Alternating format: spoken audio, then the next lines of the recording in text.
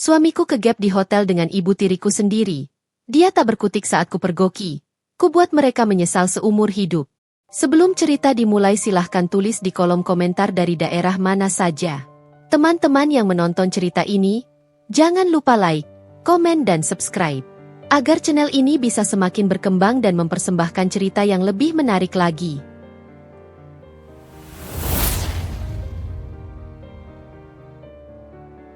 Jarum jam belum genap menunjuk angka 7. Tetapi aroma kopi Arabica yang pekat bercampur samar dengan wangi vanila toast sudah memenuhi setiap sudut apartemen Rangga dan Arina. Pemandangan ini adalah ritual pagi yang sakral. Sebuah janji tak tertulis tentang awal yang indah. Arina berdiri di dekat jendela. Rambutnya yang panjang tergerai ditimpa cahaya pagi, menyiratkan kelembutan yang menjadi ciri khasnya. Ia mengenakan blus katun sederhana, namun aura kecantikan dan ketenangan memancar darinya. Arina adalah tipe wanita yang tidak mencari sorotan. Dia adalah cahaya hangat di tengah badai kehidupan. Sudah bangun, sayang? Aku buatkan yang spesial. Sapa Rangga dengan senyum yang selalu sukses melunturkan segala kekhawatiran Arina. Rangga, dengan kemeja kerjanya yang rapi, adalah perwujudan suami ideal. Posturnya tegap, pembawaannya tenang, dan matanya selalu memancarkan kejujuran. Dia adalah jangkar bagi kapal Arina. Rangga berprofesi sebagai konsultan investasi independen, sebuah pekerjaan yang menuntut integritas tinggi dan jam kerja tak terduga. Spesial seperti apa? Jangan bilang kau pakai resep tersembunyi warisan nenekmu lagi. Goda Arina, berjalan mendekat dan mengecup pipi Rangga. Aku suka bau toast gosongmu, tambahnya geli. Rangga tertawa. Tawanya selalu terdengar renyah, seperti suara lonceng gereja di pagi hari. Astaga, kau kejam sekali. Nah, ini namanya karamelisasi sempurna. Duduklah. Aku tak mau kau berdiri terlalu lama. Rangga menarik kursi untuk Arina. Gestur kecil yang selalu membuat hati Arina menghangat. Mereka mulai sarapan dalam damai. Ini adalah momen favorit Arina. Mendengarkan Rangga menceritakan sedikit tentang rencananya hari itu, atau sekadar menikmati keheningan yang nyaman. Perkenalan lebih dalam, Arina dan Rangga. Arina dan Rangga telah menikah selama 3 tahun. Kisah cinta mereka bukanlah kisah kilat yang membara, melainkan api unggun yang hangat dan stabil. Mereka bertemu saat Arina sedang menyelesaikan tesisnya, dan Rangga menjadi salah satu mentornya. Perbedaan usia 7 tahun tidak pernah menjadi penghalang, malah menjadi fondasi kematangan hubungan mereka. Arina menghargai kejujuran Rangga, sementara Rangga memuja ketulusan Arina. Mereka membangun rumah tangga di atas pilar kepercayaan, sebuah pilar yang Arina yakini tak mungkin roboh, setidaknya sampai saat ini. Hari ini aku mungkin agak larut. Nah, ada pertemuan yang cukup penting terkait merger, ujar Rangga sambil menyesap kopi. Oh, merger yang kau bicarakan minggu lalu? Apakah itu ada hubungannya dengan klien dari masa lalumu? Yang? Arina menggantungkan kalimatnya. Ia berusaha tidak menyebutkan nama itu, tetapi bayangan wanita itu sudah mulai melayang di benaknya. Rangga tahu siapa yang dimaksud Arina. Maksudmu, Firda. Rangga menyebut nama itu dengan nada datar, tanpa emosi. Seolah itu hanya nama dalam daftar kontak telepon. Ya, ini masih ada hubungannya dengan jaringan bisnisnya dulu. Dia yang menghubungkanku dengan klien besar ini. Firda, ibu tiri, dan bayangan masa lalu. Firda adalah ibu tiri Arina, yang menikahi ayah Arina setelah ibu kandung Arina meninggal. Perkenalan Arina dan Rangga, anehnya, terjadi saat Rangga menjalin kerjasama bisnis dengan Firda. Firda adalah kontras total dari Arina. Ia memiliki kecantikan yang tajam dan dingin, seperti es yang berkilauan. Pakaiannya selalu mahal, perilakunya dramatis, dan ambisinya setinggi langit. Firda memiliki jaringan bisnis yang luas, tetapi desas-desus tentang transaksi gelap dan manipulasi selalu menyertai namanya, seperti bayangan panjang yang tak pernah bisa dihindari. Sejak Rangga menikah dengan Arina, Rangga berjanji akan menjauhi urusan bisnis yang terlalu dekat dengan Firda. Rangga tahu betapa tidak nyamannya Arina dengan kehadiran Firda yang seringkali memanfaatkan posisi ayahnya. Dia meneleponmu lagi semalam, Rangga. Sudah 3 malam berturut-turut setelah jam 10, kata Arina, nadanya sedikit berubah, dari lembut menjadi penuh pertanyaan. Ia mencoba menyembunyikan getar kegelisahan di balik suaranya. Rangga meletakkan cangkir kopinya. Ia menggapai tangan Arina dan menggenggamnya erat. Tatapannya meyakinkan. Sayang, aku tahu kau tidak suka Firda. Aku mengerti. Tapi percayalah, ini adalah proyek terakhir yang melibatkan dia. Setelah ini selesai, aku akan membersihkan semua hubunganku dengannya. Kami hanya membahas detail kontrak yang rumit. Semalam, dia panik karena dokumen penting hilang. Percakapan yang menegangkan. Arina, aku tahu dia panik, Rangga. Tapi kenapa selalu saat kau tidak ada di dekatku? Kenapa dia tidak menghubungi asistennya? Kenapa harus kau? Rangga, karena dia tidak percaya pada asistennya. Dia hanya percaya padaku untuk urusan ini. Nah, aku adalah orang yang mendesain semua skema investasi awal ini. Aku harus memastikan tidak ada celah hukum yang bisa menjerat ayahmu. Arina menarik tangannya perlahan. Ayah? Kenapa ayah harus terlibat sampai segitunya? Rangga, hanya sebatas formalitas, sayang. Sebagai pemilik perusahaan, tidak ada yang perlu kau khawatirkan. Rangga mencium kening Arina lama. Kepercayaanmu adalah matahariku. Arina, jangan biarkan bayangan Firda meredupkannya. Arina menghela napas. Ia mencoba mempercayai mata Rangga yang tulus. Tetapi ada sesuatu yang terasa tidak pas dalam narasi Rangga. Rangga selalu terbuka. Namun belakangan ini, ada sekat tipis yang ia rasakan. Benih kecurigaan yang tumbuh. Siang itu, Arina menghabiskan waktu bersama sahabatnya, Lia. Lia, yang bekerja di dunia public relations dan sering mendengar gosip high society, selalu menjadi tempat Arina mencurahkan isi hati. Percakapan di kafe. Lia, jadi, dia bilang ada pertemuan penting di luar kota. Arina, ya. Sejak 2 minggu ini, dia selalu pulang larut atau pergi tiba-tiba. Alasannya selalu Firda, dan urusan bisnis yang mendesak. Lia menyandarkan dagu di tangan. Arina, dengar aku baik-baik. Firda itu ular beracun dalam balutan sutra. Dia tidak akan menyentuh sesuatu jika tidak ada keuntungan besar. Apalagi jika itu berkaitan dengan mantan partnernya, Rangga. Arina, kau bicara seolah-olah mereka. Lia, aku hanya bilang, hati-hati. Aku dengar dari klienku yang lain, Firda sering terlihat berada di area hotel mewah di pusat kota. Sendirian. Atau dengan orang yang bukan suaminya. Arina, jantungnya mulai berdentum. Itu hanya gosip, Lia. Rangga bukan tipe seperti itu. Lia, suami ideal pun bisa tersandung. Nah, kadang, kekuatan magnet masa lalu itu lebih kuat dari yang kita kira. Kau harus mulai mengawasi, demi kesehatan hatimu sendiri. Perkataan Lia menjadi duri dalam daging bagi Arina. Arina pulang dengan perasaan yang campur aduk. Ia mencoba mengabaikannya. Tetapi bayangan Rangga dan Firda di tempat terlarang terus menari di pelupuk matanya. Awal keretakan yang tidak disengaja. Malam tiba. Rangga sudah pergi sejak pagi. Apartemen terasa dingin, meskipun penghangat ruangan menyala. Arina membereskan meja kerja Rangga, berharap dapat mengalihkan pikiran. Tiba-tiba, matanya menangkap sesuatu yang berkilauan di bawah sofa dekat meja. Itu adalah kunci cadangan mobil Rangga. Arina memungutnya. Rasa dingin menjalar di tengkuknya. Jika Rangga pergi keluar kota, dia pasti membawa mobilnya. Kenapa kunci cadangan ini ada di sini?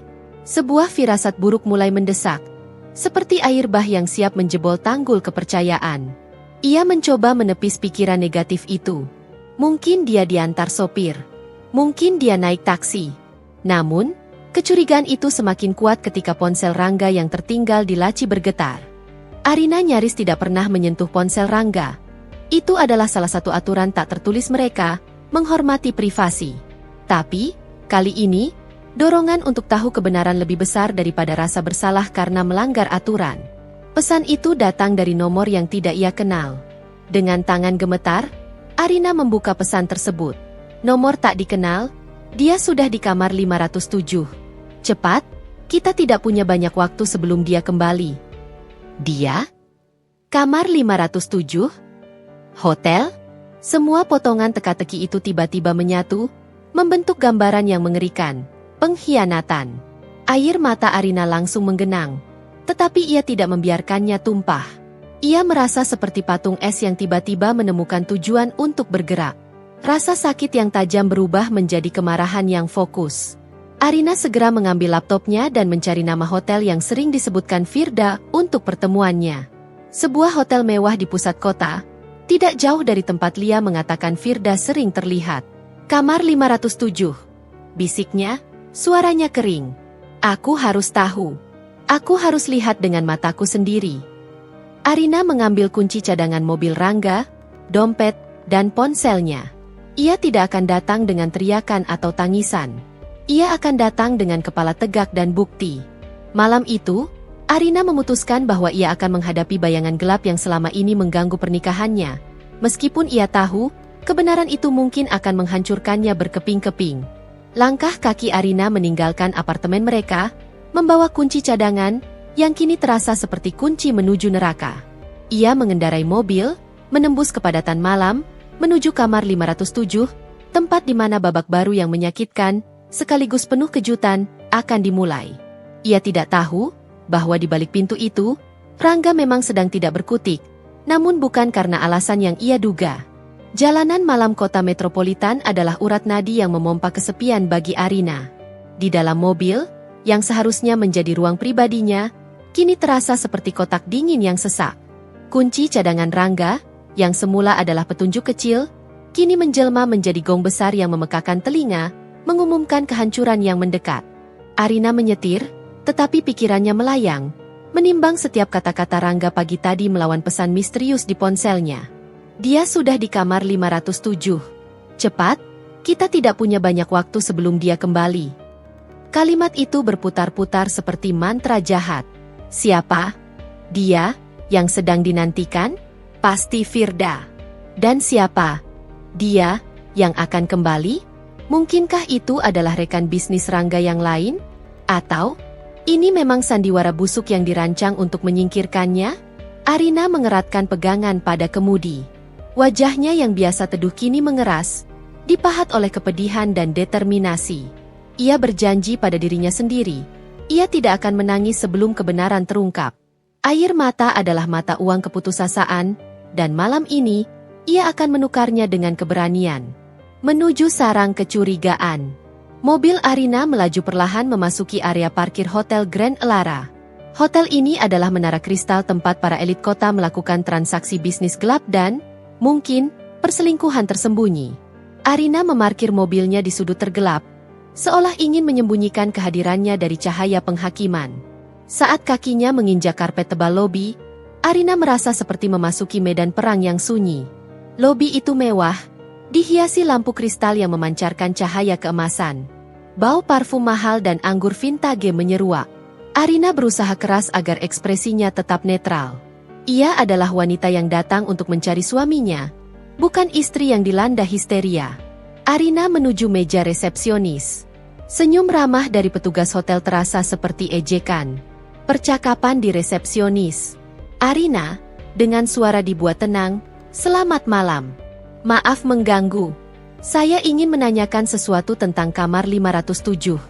Ada pesan mendesak dari suami saya, Bapak Rangga." Resepsionis tersenyum, "Tentu, Nyonya. Ada yang bisa saya bantu?"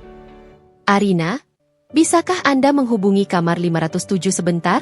Bilang saja dari layanan kamar, untuk memastikan ada permintaan khusus.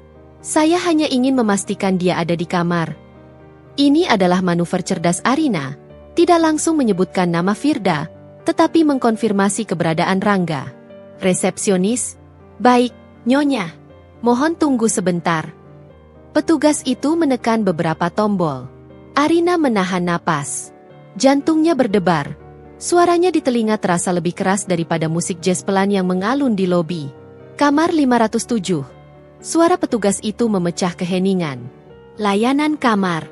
Ada permintaan khusus." Sebuah suara menyahut dari ujung telepon. Suara yang sangat familiar.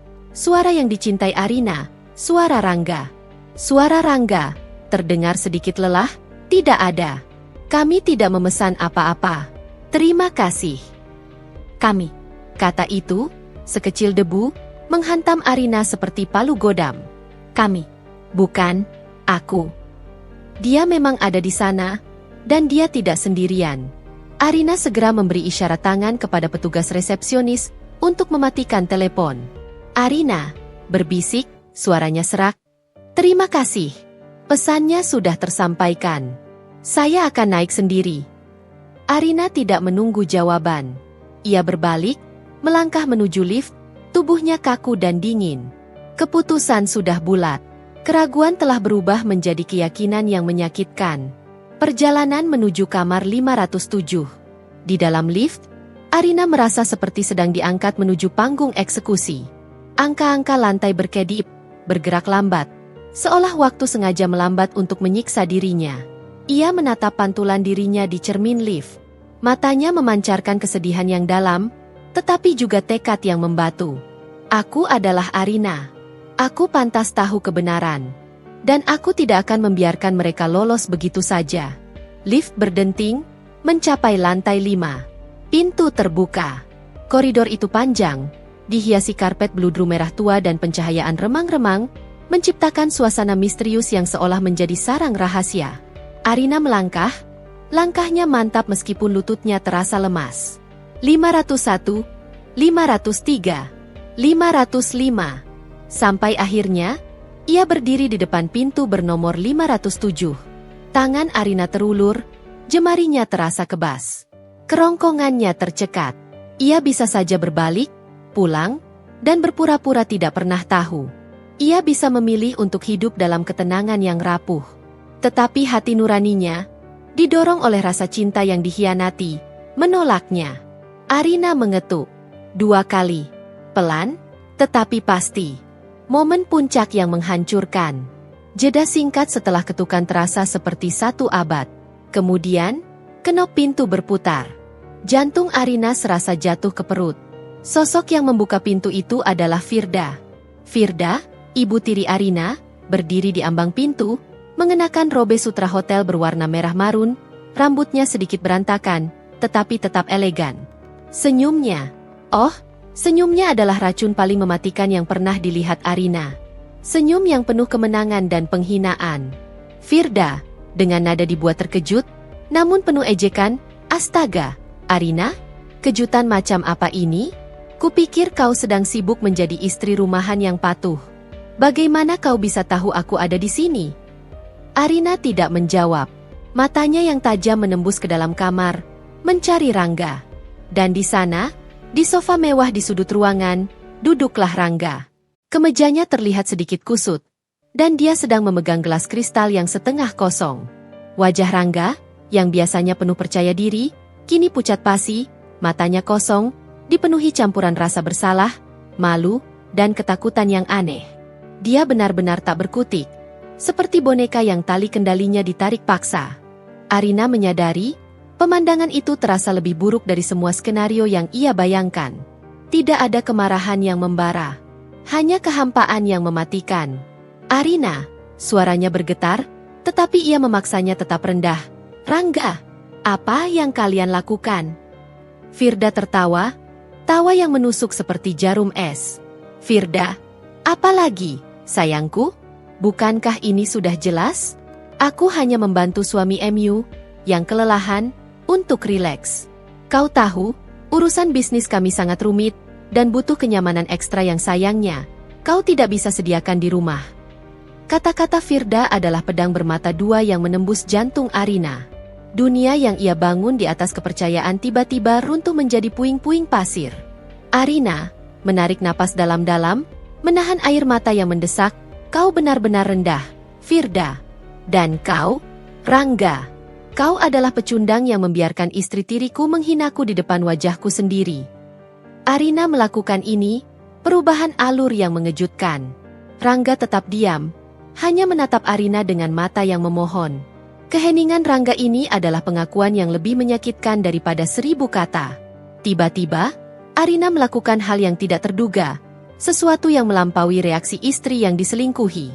Ia tidak berteriak, tidak menyerang Firda. Sebaliknya, tangannya bergerak cepat, meraih ponselnya yang ia pegang di balik tas kecil, dan mengarahkan kameranya ke dalam ruangan. Arina, suaranya tenang, Tetapi setiap kata mengandung api, aku tidak akan histeris. Aku tidak akan memecahkan apapun. Aku tidak akan memberikan kalian kepuasan untuk melihatku hancur. Aku hanya akan mengambil bukti. Bukti yang akan menjamin bahwa perselingkuhan murahan ini akan memiliki harga yang sangat mahal. Arina mulai merekam, suaranya seperti narator berita yang dingin. Arina, ke kamera. Pada tanggal 7 November, pukul 9:30 malam, saya, Arina, memergoki suami saya, Rangga, di kamar 507 Hotel Grand Lara bersama ibu tiri saya, Firda.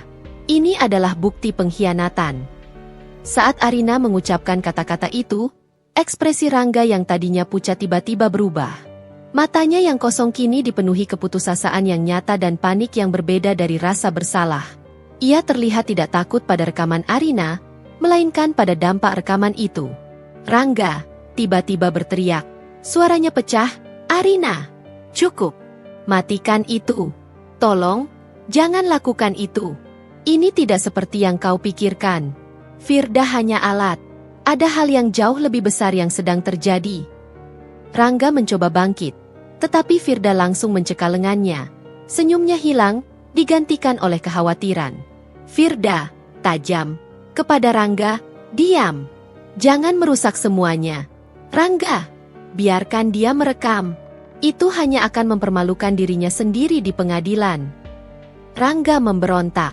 Ia mendorong Firda menjauh dengan kasar.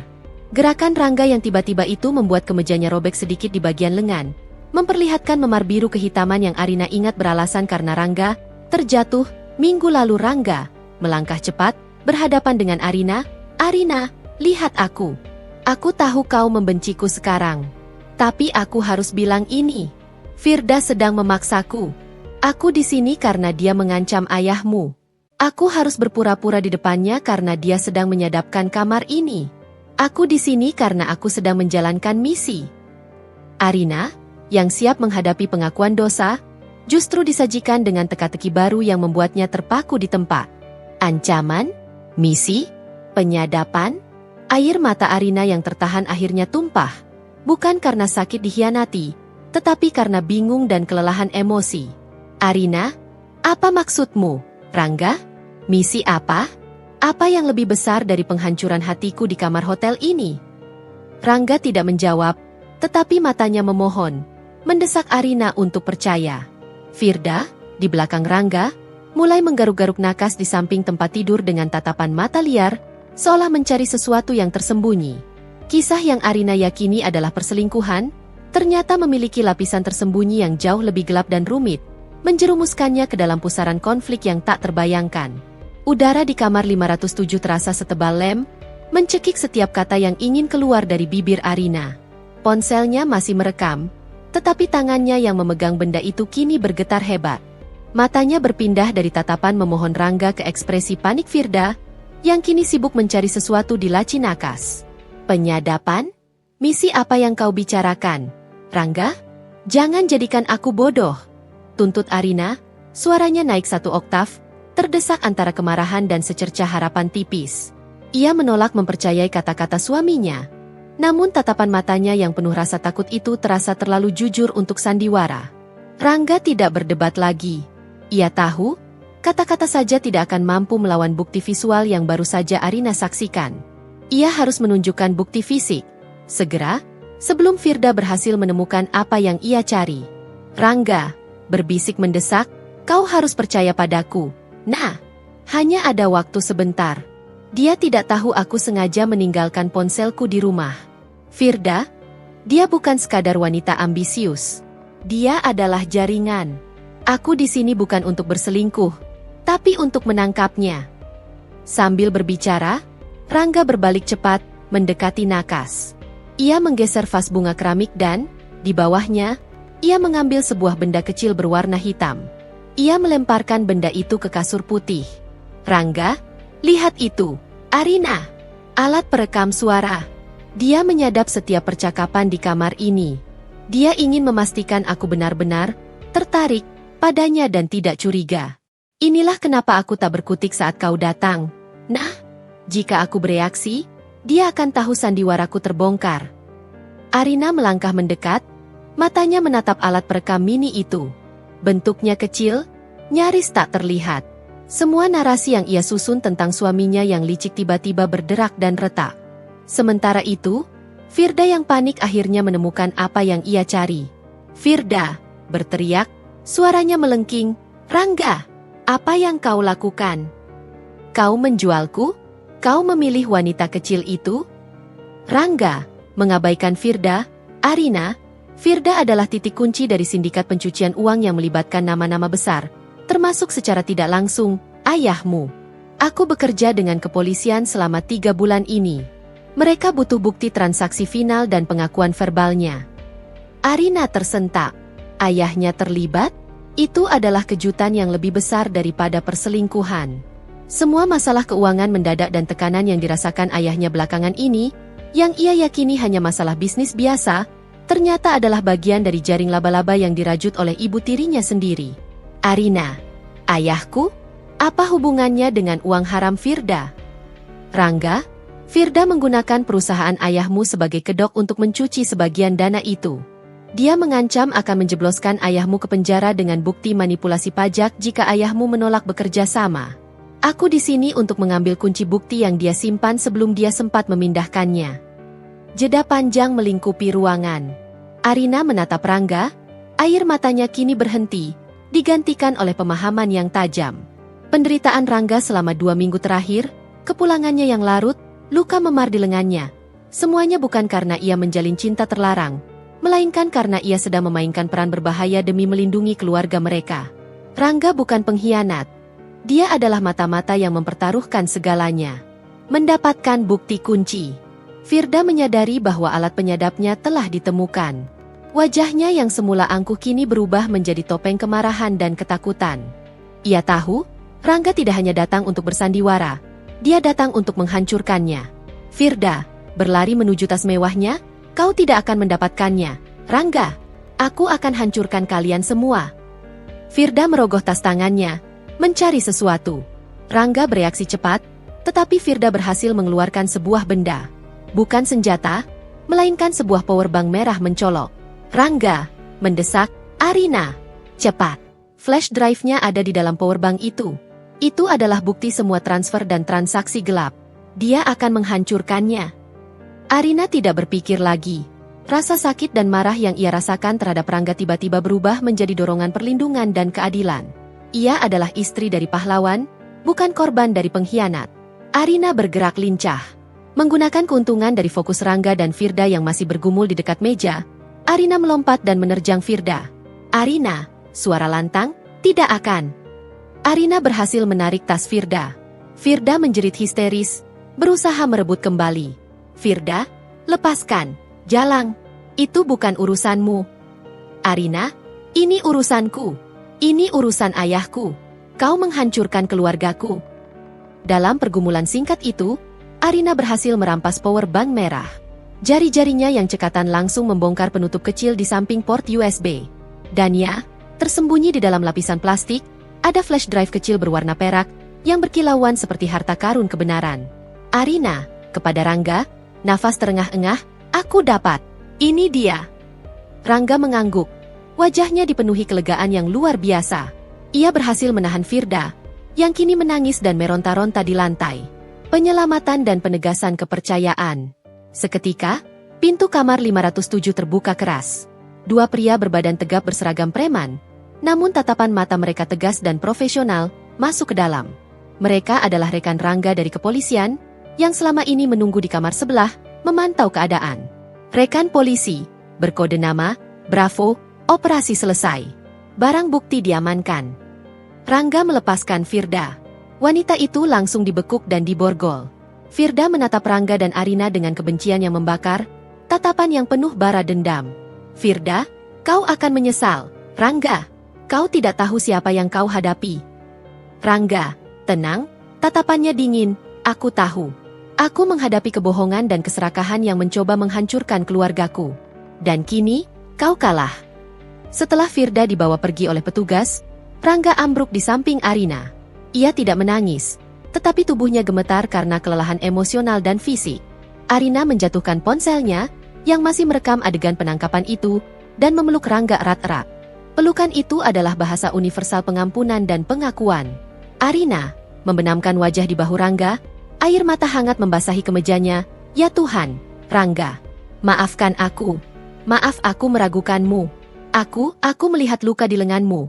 Aku melihat ketidakberdayaan di sofa, dan aku menyimpulkan yang terburuk. Rangga membalas pelukan Arina dengan kekuatan penuh, seolah baru mendapatkan kembali nyawanya. Tidak, sayang. Akulah yang harusnya minta maaf. Aku tahu aku menyakitimu. Aku harus membiarkanmu berpikir yang terburuk agar sandiwara ini berhasil. Aku tidak bisa melibatkanmu, karena Firda bisa menggunakanmu sebagai alat pemerasan. Rangga menjelaskan bahwa ia menggunakan urusan bisnis merger yang ia sebutkan sebagai alasan kuat untuk kedekatannya dengan Firda, karena hal itu meyakinkan Firda bahwa Rangga masih terikat dengan jaringan bisnis lamanya. Kunci mobil Rangga yang tertinggal di sofa adalah kode yang disepakati dengan tim kepolisian. Jika kunci itu tertinggal, berarti Rangga dalam bahaya serius dan mereka harus siap bertindak cepat jika ada panggilan tak terduga. Arina memegang flash drive itu di tangannya. Benda kecil ini adalah simbol pengorbanan Rangga. Suaminya telah mempertaruhkan integritasnya, bahkan pernikahannya, untuk melindungi Arina dan ayahnya dari racun bernama Firda. Kepercayaan mereka, yang hampir hancur di ambang pintu kamar 507, kini diperkuat, ditempa dalam api kebenaran yang mengejutkan. Rangga, ayo kita pergi dari sini, sayang. Kita harus menemui ayahmu.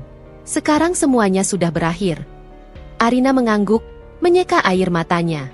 Ia berdiri tegak, memeluk flash drive itu seolah-olah memeluk masa depan mereka. Ia datang ke hotel ini sebagai istri yang dicurangi, tetapi pergi sebagai partner sejati dari misi yang jauh lebih besar. Kisah mereka bukan lagi tentang perselingkuhan, tetapi tentang keberanian, pengorbanan, dan cinta yang teguh. Mobil Rangga melaju cepat membelah sisa-sisa malam. Mereka tidak kembali ke apartemen, melainkan menuju sebuah rumah aman, sebuah safe house milik kepolisian, tempat yang dipilih Rangga untuk melindungi Arina. Di pangkuan Arina, flash drive perak itu terasa dingin, namun membawa kehangatan kelegaan yang luar biasa. Ketegangan fisik Rangga masih terlihat. Ia menyetir dengan satu tangan, sementara tangan yang lain menggenggam tangan Arina erat-erat, seolah takut melepaskan Arina akan membuat semua kebenaran ini lenyap. Rangga, suaranya serak, kau luar biasa, sayang. Saat kau mulai merekam, hatiku hancur. Tapi saat kau mengambil flash drive itu, kau menyelamatkan kita semua. Kau benar-benar istri seorang prajurit. Arina, aku hanya bereaksi. Rangga, aku melihat ketakutan yang nyata di matamu, bukan nafsu. Luka di lenganmu aku baru sadar. Itu bukan jatuh, kan? Itu pasti Firda. Rangga, bukan hanya Firda. Ada beberapa anak buahnya yang selalu mengawasi, dan aku harus membuat mereka percaya bahwa aku adalah aset yang mudah dipancing. Luka itu dari insiden kecil saat aku menolak ajakannya ke sebuah klub. Aku harus terlihat marah, tapi tetap patuh. Aku harus membangun narasi perselingkuhan yang meyakinkan. Arina memejamkan mata, membiarkan setiap kepingan puzzle itu menyatu, menyadari betapa dalam Rangga telah tenggelam dalam lautan kepura-puraan demi mereka. Pertemuan pagi yang haru. Mereka tiba di rumah aman saat fajar mulai menyingsing, mewarnai langit dengan palet oranye dan ungu. Di sana, duduk di sofa dengan wajah cemas dan kerutan yang dalam, adalah ayah Arina. Ayah Arina adalah seorang pengusaha yang dikenal berwibawa, namun akhir-akhir ini tampak seperti pohon tua yang rapuh dilanda badai. Melihat putrinya datang bersama Rangga, yang kemejanya kusut dan wajahnya lelah, membuat ayah Arina sontak berdiri. Ayah Arina, suara khawatir. Nak, apa yang terjadi? Kenapa kalian pagi-pagi begini? Rangga, ada apa dengan kemejamu? Rangga berjalan mendekati ayah Arina, membungkuk sedikit, dan menyerahkan flash drive di tangan Arina. Rangga, Firda sudah ditangkap, ya? Semua bukti kejahatannya ada di sini. Ayah aman. Ayah Arina terpaku. Wajahnya yang tegang tiba-tiba luruh. Ia tidak bertanya tentang Rangga dan hotel. Ia hanya memeluk Rangga dengan erat, pelukan yang syarat akan rasa terima kasih dan penyesalan yang mendalam. Arina menatap adegan itu, air matanya kembali menetes, kali ini karena kelegaan dan pemahaman. Ayah Arina, terisak, Nak Rangga.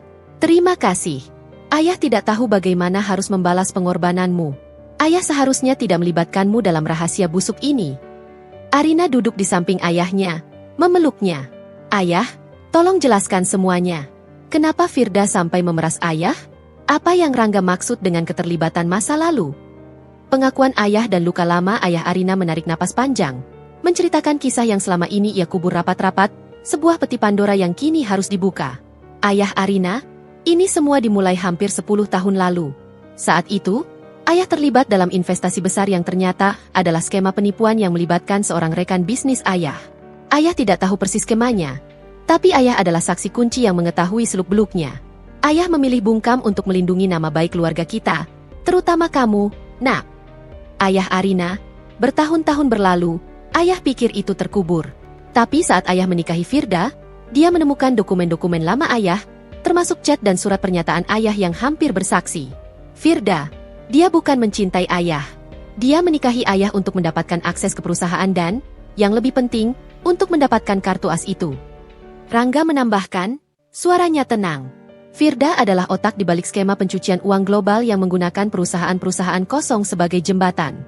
Dia memaksa ayahmu menandatangani dokumen yang memberinya kendali penuh atas beberapa saham kunci, membuat ayahmu menjadi boneka berhias di perusahaan sendiri. Rangga, Firda mengancam ayahmu. Jika ayahmu menolak, Firda akan membocorkan bukti-bukti itu kepada media dan jaksa penuntut, menjebloskan ayahmu ke penjara atas tuduhan keterlibatan dalam kasus penipuan lama, meskipun ayahmu hanya saksi yang bungkam. Ayahmu terlalu takut risiko itu menghancurkan Arina. Air mata Arina mengalir deras. Ia memandang ayahnya. Betapa sunyi penderitaan yang ia tanggung. Ia juga menoleh ke Rangga. Betapa besar beban yang ia pikul. Arina, jadi semua telepon dan urusan bisnis Rangga dengan Firda itu sebenarnya adalah usahanya untuk mendapatkan kepercayaan Firda agar dia mau menunjukkan di mana dia menyimpan bukti yang bisa memberatkan ayah. Rangga, tepat sekali, sayang. Firda adalah wanita yang sangat paranoid. Dia hanya akan memberikan akses penuh pada seseorang yang dia yakini jatuh ke dalam pesonanya dan bersedia mengkhianati segalanya, termasuk istrinya. Aku harus terlihat seperti suami yang mudah goyah, yang rela menjual jiwanya demi uang dan pesona. Aku harus membuatnya percaya bahwa kami sedang berselingkuh di kamar 507. Padahal aku sedang mengawasi saat dia memindahkan flash drive itu. Pengorbanan yang menguatkan cinta. Arina berjalan ke arah jendela, memandang sinar matahari yang kini mulai membakar langit timur. Ia memikirkan momen di kamar 507. Saat ia merekam suaminya, ia merasa menjadi istri yang paling terhina. Namun kini, ia sadar, ia adalah istri dari pria yang memiliki integritas sekuat baja dan hati sebesar samudra. Arina, berbalik, menatap Rangga, kenapa kau tidak bilang padaku? Sedikit saja, Rangga. Setidaknya agar aku tidak berpikir kau benar-benar, kau tahu. Rangga, karena Firda juga menyadap komunikasi kita di rumah. Nah, aku khawatir kau akan bereaksi. Aku takut kau akan menatapku dengan cara yang berbeda, dan dia akan curiga. Aku tidak bisa mengambil risiko itu. Jika dia tahu aku bersekutu dengan polisi, dia bisa saja melukai ayahmu atau melukaimu. Rahasia ini adalah satu-satunya perisai kita. Ayah Arina, dengan suara bergetar, dia benar, Nak. Dia menjagamu dari bahaya yang tidak pernah kau tahu. Ayah berterima kasih karena kau memilih Rangga. Nak, dia lebih dari sekadar menantu. Dia adalah penyelamat keluarga ini. Arina mendekati Rangga, merangkul pinggangnya. Memar di lengan Rangga, yang ia lihat sekilas di kamar hotel, kini menjadi medali kehormatan baginya. Arina, aku minta maaf lagi, Rangga. Aku melepaskan kecurigaanku menjadi hakim tanpa pengadilan. Aku sungguh malu. Rangga, jangan pernah bilang begitu, sayang. Reaksimu wajar. Aku tahu apa yang kau lihat. Sekarang, semua kebenaran sudah terungkap. Kita sudah melewati badai terburuk. Sekarang saatnya kita membersihkan sisanya. Rangga mengambil flash drive itu, menyambungkannya ke laptop. Data-data transaksi gelap, nama-nama yang terlibat, dan rekaman pengakuan yang tersimpan di dalamnya adalah amunisi pamungkas yang akan menjebloskan Firda ke balik jeruji besi dan membebaskan ayah Arina dari cengkeraman ketakutan. Keluarga itu kini bersatu kembali, tidak lagi di bawah bayangan ketakutan dan pengkhianatan, melainkan di bawah naungan kebenaran yang pahit namun suci. Mereka menyadari, cinta mereka tidak hanya kuat di saat indah, tetapi justru abadi di tengah krisis. Setelah menyerahkan flash drive kunci dan memberikan keterangan awal kepada tim kepolisian yang bertugas di rumah aman, Rangga dan Arina pamit. Mereka meninggalkan ayah Arina yang kini terlihat lega, seperti tanaman yang baru saja disirami setelah kemarau panjang, dikelilingi oleh petugas keamanan untuk memastikan perlindungan total. Rangga membawa Arina ke sebuah villa kecil yang tenang, jauh dari hiruk-pikuk kota. Tempat ini terasa seperti perlindungan di tengah hutan. Rangga menyalakan perapian kecil. Suara kayu terbakar mengisi keheningan yang lama dinanti-nantikan. Keheningan itu bukan lagi keheningan yang canggung penuh kecurigaan seperti 2 minggu terakhir, melainkan keheningan yang penuh makna, keheningan yang membutuhkan waktu untuk mengisi kembali energi yang terkuras. Rangga duduk di sofa, memejamkan mata. Wajahnya terlihat jauh lebih muda tanpa beban sandiwara dan ketakutan yang selama ini ia pikul. Arina duduk di sampingnya, memegang tangannya yang terasa kasar dan lelah. "Arina," berbisik lembut, "kau pasti sangat lelah. Sudah berapa lama kau tidak tidur nyenyak?" "Rangga." Rangga membuka matanya perlahan. "Sejak aku tahu Firda menemukan dokumen ayahmu. Sejak aku tahu aku harus berpura-pura jatuh ke dalam perangkapnya. Aku tidur, tapi rasanya seperti tidur di atas bara api." "Rangga, setiap kali kau bertanya kenapa aku pulang larut, setiap kali aku mencium keningmu sambil menyimpan rahasia besar, aku merasa seperti pengkhianat terbesar di dunia. Aku ingin mengatakan semuanya, memelukmu dan bilang kalau semua akan baik-baik saja, tapi aku tidak bisa." Arina menyandarkan kepalanya di bahu Rangga. Bau khas Rangga, perpaduan kopi, sedikit parfum, dan kelelahan, adalah aroma rumah baginya. "Arina, aku mengerti sekarang, sayang. Aku mengerti betapa beratnya peran yang kau mainkan. Saat aku melihatmu di kamar 507, tak berkutik, aku pikir itu karena rasa bersalah. Tapi ternyata, kau hanya sedang menjalankan naskah berbahaya yang sudah kau susun. Rangga, itulah satu-satunya cara, Arina. Firda tidak hanya mengancam ayahmu, dia mengancam kestabilan hidup kita. Uang haramnya begitu besar, jaringannya begitu kuat. Jika aku beraksi terlalu cepat, mereka bisa melenyapkanku atau, lebih buruk, menggunakan ayahmu sebagai kambing hitam permanen." Membongkar luka sandiwara. Arina menarik diri sedikit, menatap mata Rangga dalam-dalam. Ada satu hal yang masih mengganjal. Satu duri kecil yang harus dicabut dari hatinya. "Arina, di kamar hotel itu, ketika Firda mengatakan aku tidak bisa memberimu kenyamanan yang dia berikan. Aku tahu itu sandiwara. Tapi, bagaimana kau bisa tetap tenang mendengar kata-kata itu? Apakah kau tidak terluka sama sekali oleh kata-kata kasarnya?" Rangga mengusap lembut pipi Arina. Raut wajahnya berubah menjadi sangat lembut, penuh penyesalan. "Rangga, tentu saja aku terluka, Arina. Tapi bukan karena kata-kata Firda. Aku terluka karena melihat api kehancuran di matamu saat kau masuk. Itu adalah saat paling menakutkan bagiku. Aku ingin berteriak padamu, 'Ini bohong. Aku mencintaimu.' Tapi aku harus menahan diri karena aku tahu alat perekam itu aktif. Rangga, kata-kata Firda tidak ada artinya bagiku. Dia adalah patung lilin yang kuajak bicara. Aku hanya berinteraksi dengannya sebatas aku harus mendapatkan akses. Saat dia berbicara tentang kenyamanan, yang kupikirkan hanyalah, cepat selesaikan, Rangga. Istrimu menunggumu di rumah. Rumahmu yang hangat, bukan kamar dingin ini." Rangga mengangkat tangan Arina ke bibirnya, mencium punggung tangannya dengan tulus. "Rangga, setiap malam saat aku rapat dengannya, aku akan duduk di mobil sendirian selama 1 jam setelahnya, hanya untuk membersihkan pikiran, mendengarkan rekaman yang kudapat, dan memikirkan wajahmu. Kau adalah oasisku, nah, bukan dia." Pengakuan itu menyentuh hati Arina. Itu lebih dari cukup. Rangga tidak hanya melindungi keluarga mereka, dia juga melindungi kesucian cintanya dari kontaminasi sandiwara yang ia mainkan. Pembangkitan kepercayaan. Mereka bicara hingga larut. Arina menceritakan ketakutannya saat melihat kunci cadangan mobil, membaca pesan misterius, dan bagaimana rasa sakit itu mendorongnya ke ambang pintu kamar 507. "Arina, aku minta maaf, Rangga. Aku membiarkan kecurigaan menjadi penghalang tebal di antara kita. Aku seharusnya tahu, Rangga yang kukenal tidak mungkin melakukan hal serendah itu." "Rangga, jangan salahkan dirimu. Siapapun yang melihat pemandangan itu pasti akan bereaksi sama. Itu adalah ujian terberat bagi kita, sayang. Dan kita berhasil melewatinya. Sekarang kita tahu, kepercayaan kita tidak hanya rapuh. Itu adalah akar beringin yang tidak bisa dicabut." Mereka berpelukan lagi. Mereka berpelukan lagi.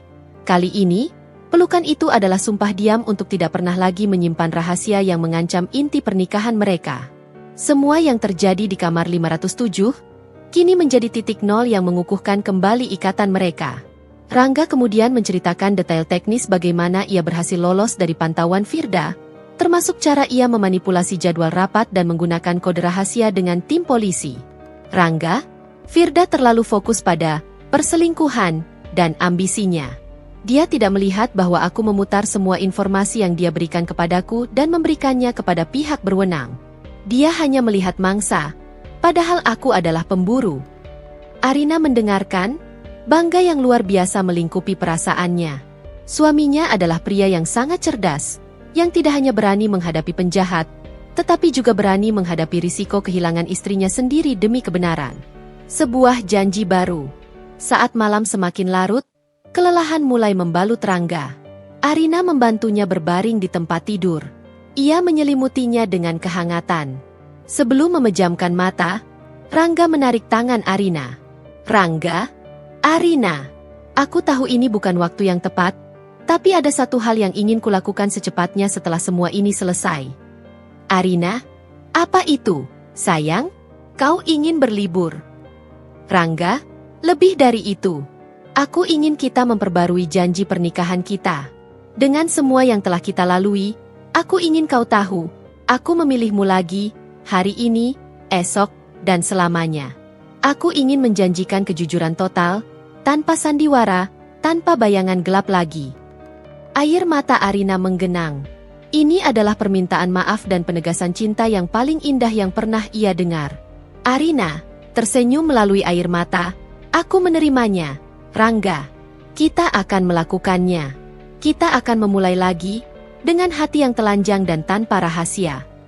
Arina mencium kening Rangga. Rangga akhirnya tertidur pulas.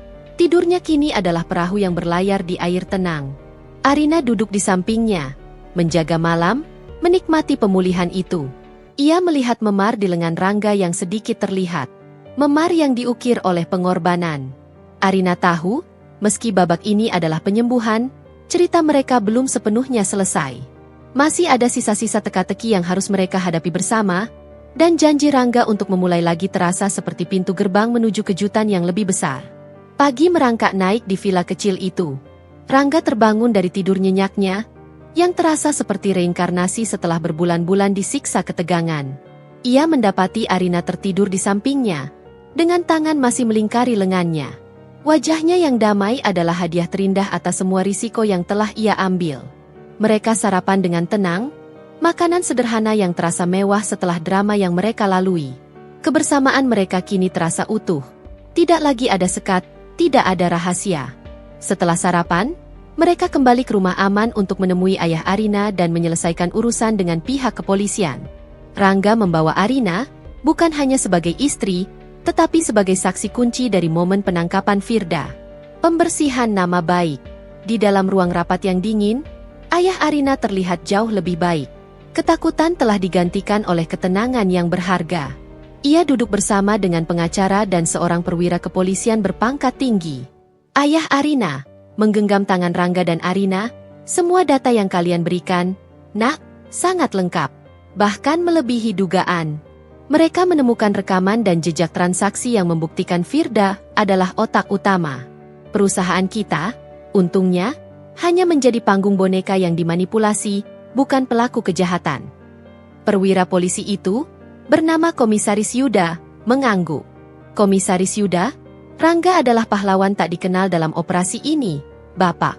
Jika Rangga tidak berhasil mendapatkan flash drive itu tepat waktu, Firda pasti sudah melarikan diri, dan ayah akan menjadi satu-satunya yang tersisa di medan pertempuran hukum." Keterangan Rangga, yang menunjukkan bagaimana Firda memeras dan mengancam, juga sangat membantu. Arina merasakan gelombang kebanggaan. Rangga duduk di sana, rendah hati, menolak semua pujian itu. Rangga, si serigala penyendiri yang diam-diam melindungi kawanan. "Rangga," kepada Komisaris Yuda, "saya hanya melakukan apa yang harus saya lakukan, Kom. Saya melindungi keluarga saya." Ayah Arina menatap Rangga dengan mata berkaca-kaca. "Nak Rangga, ayah benar-benar berhutang budi padamu. Ayah tahu ini terlambat, tapi ayah minta maaf. Maaf karena ayah pernah menyembunyikan masa lalu yang membuat kalian berdua berada dalam bahaya." Ayah Arina menceritakan kembali secara mendalam bagaimana Firda mengendalikan perusahaannya, sedikit demi sedikit, menggunakan ancaman penahanan atas kasus lama sebagai rantai emas untuk mengikat ayahnya. Ayah Arina, Firda, dia adalah topeng kecantikan yang menyembunyikan jiwa seorang kriminal kelas kakap. Dia bahkan menggunakan pernikahannya dengan ayah untuk mendapatkan informasi sensitif dari para kolega ayah yang polos. Dia menjadikan ayah saksi bisu di perusahaan sendiri. Keputusan yang menyelamatkan reputasi. Berkat bukti dari Rangga, tim hukum berhasil memisahkan ayah Arina dari jaringan Firda. Perusahaan ayah Arina dinyatakan sebagai korban pemerasan dan manipulasi. Nama baik keluarga Arina, yang nyaris tercoreng, berhasil diselamatkan dari jurang kehancuran. Pengacara, kepada ayah Arina, Anda akan aman, Pak. Kami akan mengeluarkan pernyataan pers yang jelas.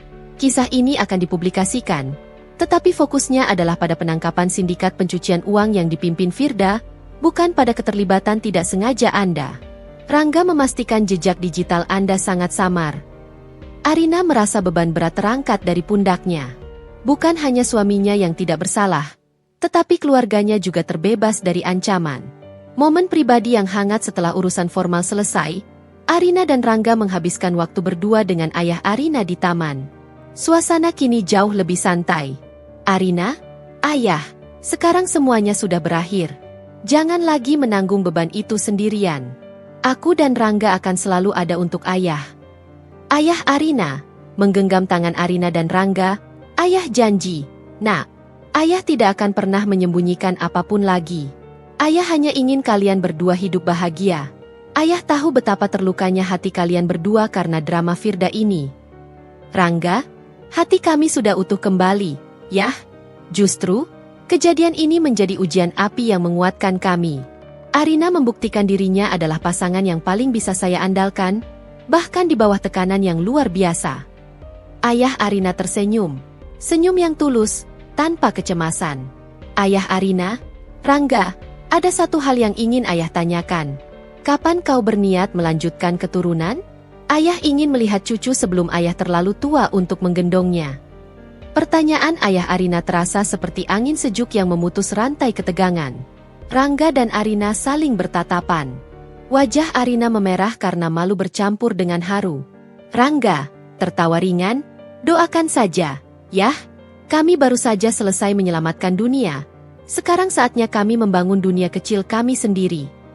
Mereka berpamitan dengan ayah Arina, yang kini akan diurus oleh pengacaranya untuk proses pemulihan psikologis dan administratif.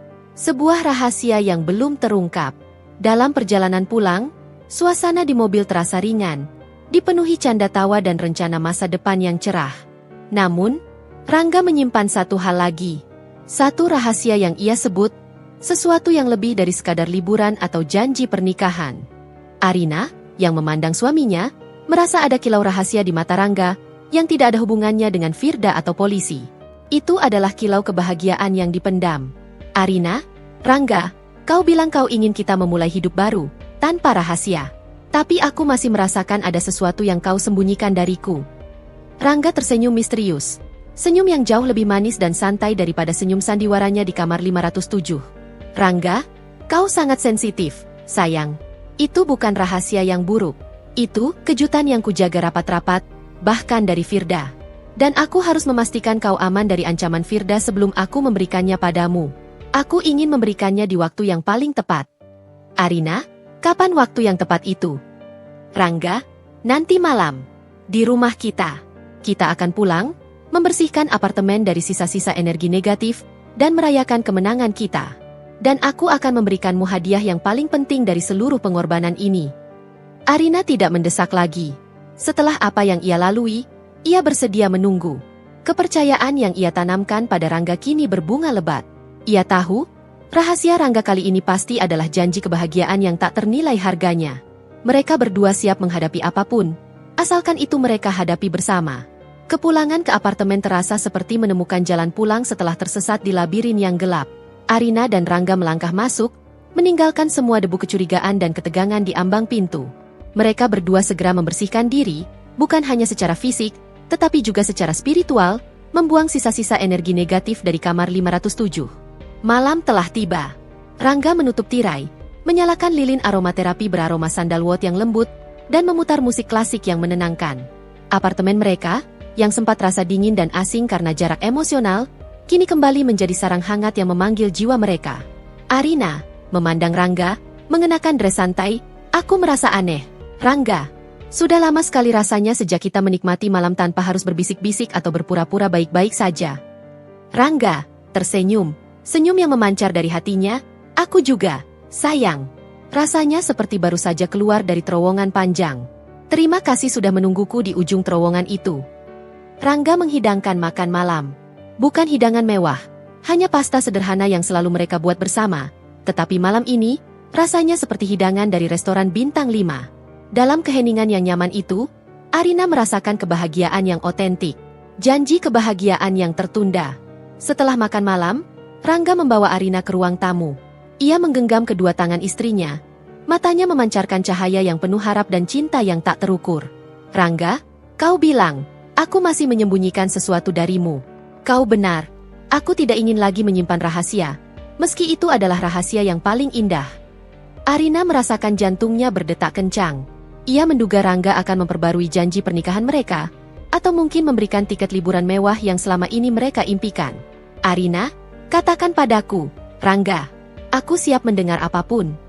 Rangga menarik napas dalam-dalam, mengatur emosinya, sebelum sandiwara gila dengan Firda dimulai. Sebelum aku tahu seberapa besar ancaman yang Firda berikan pada ayahmu, aku sudah merencanakan masa depan kita. Aku merencanakan ini semua, Arina, dengan keyakinan penuh bahwa kita akan baik-baik saja. Rangga berlutut di hadapan Arina, bukan dengan satu, melainkan dengan dua tangan yang memegang sebuah kotak beludru kecil. Arina terkejut. Dia akan melamarku lagi? Rangga membuka kotak itu. Di dalamnya, bukan cincin berlian, melainkan sebuah tes kehamilan yang menunjukkan 2 garis merah yang jelas, diletakkan rapi di atas bantalan beludru. Arina terpaku. Matanya langsung memanas, bendungan air mata kebahagiaan yang tak terbendung. Arina berbisik, nyaris tanpa suara, Rangga, ini apa ini? Rangga mengeluarkan tespek itu dan memberikannya kepada Arina. Rangga lalu merogoh saku kemejanya dan mengeluarkan sebuah amplop kecil. Rangga, suaranya sedikit bergetar, penuh haru, itu adalah saksi bisu dari janji cinta kita. Kau hamil, sayang. Kita akan punya bayi. Ini surat dari dokter yang mengkonfirmasi semuanya, sudah 2 bulan. Pengorbanan sejati terungkap. Arina menangis tanpa suara, memegang tespek itu seperti memegang keajaiban dunia. Perutnya yang selama ini hanya ia anggap kembung karena stres, ternyata sedang menyimpan kehidupan baru. Arina, tapi kapan? Kenapa kau tidak memberitahuku? Rangga duduk di lantai, menangkup wajah Arina dengan kedua tangannya. Rangga, aku tahu kabar ini. Arina, sejak 2 hari sebelum Firda memaksaku ke kamar 507. Aku mendapatkan surat konfirmasi dari dokter saat aku sedang mempersiapkan penyergapan. Saat itu, aku dihadapkan pada dilema terburuk dalam hidupku. Rangga, aku menyadari, jika aku memberitahumu, kau akan terlalu gembira dan rentan. Dan jika aku membatalkan misiku, Firda akan menghancurkan ayahmu, dan dia akan memiliki akses ke seluruh hidup kita. Aku tidak ingin dia, si ular beracun itu, bahkan tahu tentang keberadaan malaikat kecil kita. Rangga mengungkapkan alasan utamanya melakukan sandiwara berbahaya itu. Motifnya bukan hanya melindungi ayah Arina, tetapi melindungi calon anak mereka. Rangga, aku harus memastikan Firda ditangkap dan jaringannya benar-benar putus, sebelum dia bisa menggunakan informasi kehamilanmu sebagai alat pemerasan baru. Aku harus melindungimu dan janin kita dari ancaman Firda, yang pasti akan dia gunakan jika dia tahu aku sedang mengandung anakku. Aku harus memastikan rumah kita aman, dan ayahmu bebas, sebelum aku bisa merayakan kabar bahagia ini bersamamu. Arina memeluk Rangga, pelukan yang kini terasa paling tulus dan penuh pengertian. Rangga tidak hanya melindungi keluarganya dari masa lalu, tetapi juga melindungi masa depan mereka. Rangga bukan sekadar suami yang setia, ia adalah benteng pelindung keluarga kecilnya. Arina, air mata haru, ya Tuhan, Rangga. Jadi, semua pengorbanan, semua risiko yang kau ambil, itu semua karena kau ingin melindungiku dan dia bayi kita. Rangga, ya, sayang, kau adalah jantungku, dan dia adalah darahku. Aku tidak akan membiarkan siapapun menyentuh kalian. Saat aku harus berpura-pura tertarik pada Firda, yang ada di pikiranku hanyalah, aku harus cepat. Anakku tidak boleh lahir di dunia yang penuh ancaman. Sumpah cinta yang abadi. Malam itu, kamar 507, tespek, dan air mata kecurigaan tiba-tiba terangkat dari ingatan mereka, digantikan oleh cahaya kebahagiaan murni. Rangga menjelaskan bahwa dia sengaja menyembunyikan tespek itu di dalam kotak beludru, bukan untuk menyembunyikan, tetapi untuk memberikan pada saat yang benar-benar bebas dari ketakutan. Arina menyeka air matanya, tersenyum lebar. Aku tidak akan pernah menemukan suami sebaik dan seberani dirimu, Rangga. Kau mempertaruhkan segalanya untuk melindungi janji kita, Rangga, dan kau membuktikan kepercayaanmu. Arina, kau datang ke kamar 507. Kau marah, kau kecewa, tapi kau tidak memecahkan piring. Kau merekam. Dan rekamanmu itulah yang membuatku yakin kau akan berjuang bersamaku. Arina dan Rangga berbagi ciuman panjang. Sebuah ciuman yang merupakan pernyataan perang terhadap masa lalu dan sumpah setia untuk masa depan. Di kamar itu, di bawah cahaya lilin yang hangat, mereka tidak hanya menemukan kebenaran, tetapi juga menemukan alasan baru yang lebih kuat untuk hidup. Mereka berdua berbaring di sofa, berpelukan erat. Rangga meletakkan tangannya dengan hati-hati di perut Arina. Rangga, berbisik lembut, "Selamat datang, Nak. Papamu mungkin terlihat bodoh di hotel, tapi itu semua demi kamu." Arina tertawa pelan. Dia pasti akan bangga pada ayahnya, pahlawan. Pahlawan yang melindungi kami semua dari kejauhan. Pagi yang baru terasa berbeda. Bukan lagi sekadar awal hari, melainkan kanvas kosong yang siap diisi dengan warna-warna kebahagiaan sejati. Arina terbangun dengan senyum di wajahnya. Semalam, pengungkapan kehamilan yang Rangga rahasiakan telah menjadi lem super yang merekatkan kembali setiap retakan hati. Rangga sedang membuat sarapan, senandung pelan mengiringi aroma pancake yang menguar. Energi positif yang memancar darinya kini tak tertandingi. Arina memeluk Rangga dari belakang, pahlawan yang baru saja menyelamatkan dunia, dan sekarang sedang mencoba membakar dapur. Rangga tertawa, membalik pancake dengan hati-hati. "Tolonglah, Nyonya Rangga. Aku sudah berjuang melawan jaringan kejahatan global. Jangan paksa aku berjuang melawan pancake yang menempel. Aku harus menjaga energi, karena sekarang aku punya 2 orang untuk dijaga." "Arina, aku mencintaimu. Aku sangat mencintaimu. Rangga, terima kasih untuk pengorbanan itu." "Rangga, dan aku mencintaimu, sayang. Terima kasih karena kau datang ke kamar 507. Jika kau tidak datang, aku mungkin masih terjebak dalam sandiwara itu, dan tidak tahu bagaimana cara mengakhirinya dengan sempurna." Menutup buku Firda. Setelah sarapan, fokus mereka kembali pada kenyataan. Meskipun hati mereka sudah lega, urusan hukum dan pembersihan nama masih harus diselesaikan.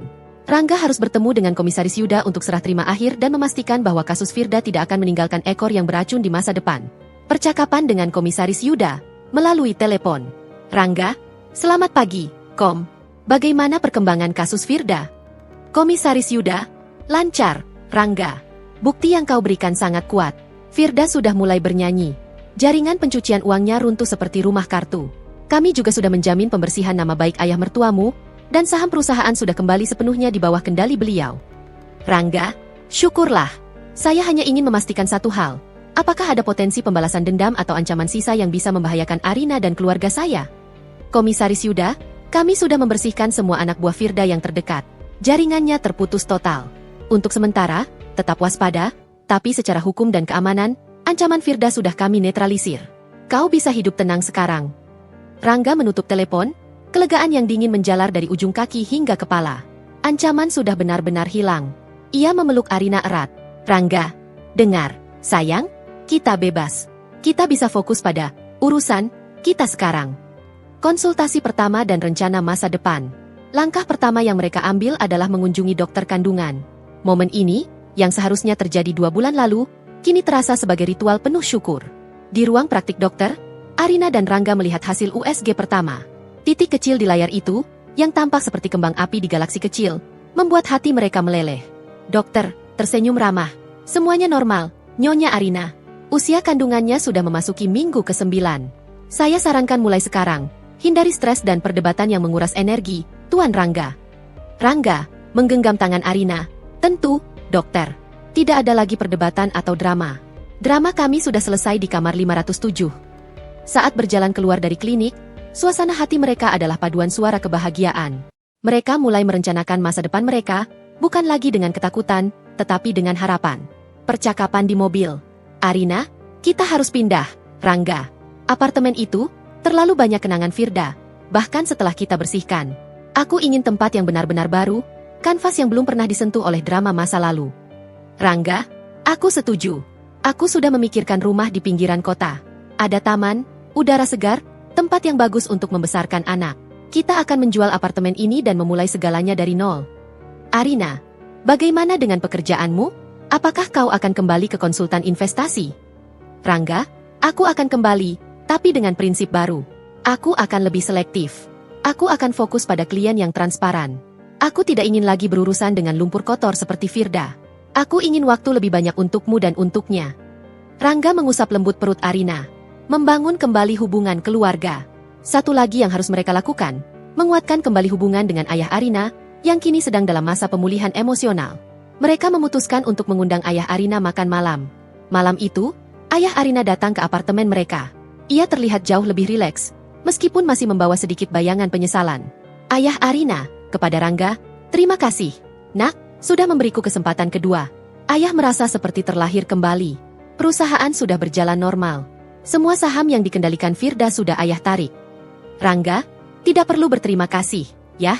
Itu tugas saya. Ayah tidak perlu memikirkan masa lalu. Kami punya berita yang lebih baik untuk dibicarakan." Arina mengambil kesempatan itu. Ia berjalan mendekati ayahnya dan meraih tangannya, meletakkannya di perutnya. "Arina, ayah, sebentar lagi, ayah akan punya teman baru untuk diajak bicara." Ayah Arina memandang perut Arina, lalu ke wajah Rangga yang tersenyum lebar. Perlahan, matanya mulai memerah. Ayah Arina terkejut, suaranya bergetar. "Arina, nak kau hamil?" Rangga, "Ya, 2 bulan. Kami merahasiakannya karena ancaman Firda. Tapi sekarang, dengan dia yang sudah terperangkap, kami ingin ayah menjadi orang pertama yang tahu." Ayah Arina tidak bisa menahan air matanya. Ia memeluk Arina dan Rangga secara bergantian. Pelukan yang syarat akan rasa bersyukur, lega, dan cinta. "Ayah Arina, ini adalah kado terindah yang bisa ayah dapatkan. Kebahagiaan kalian berdua adalah segalanya bagi ayah. Ayah akan memastikan anak ini tumbuh dengan cinta dan tanpa bayangan ketakutan." Malam itu, mereka tertawa, berbagi cerita lucu, dan merencanakan kamar bayi. Konflik telah berlalu, dan mereka kini berfokus pada melukis masa depan dengan warna-warna ceria. Rangga tidak lagi merasa sebagai mata-mata yang penuh tekanan, dan Arina tidak lagi merasa sebagai istri yang curiga. Mereka adalah satu tim, satu keluarga janji untuk selamanya. Saat ayah Arina pulang, Rangga menatap Arina, wajahnya dipenuhi refleksi cahaya malam. "Rangga, kau tahu, sayang, aku menyadari satu hal di kamar 507. Aku menyadari bahwa pengorbanan terbesarku bukanlah berbohong pada Firda. Pengorbanan terbesarku adalah berbohong padamu.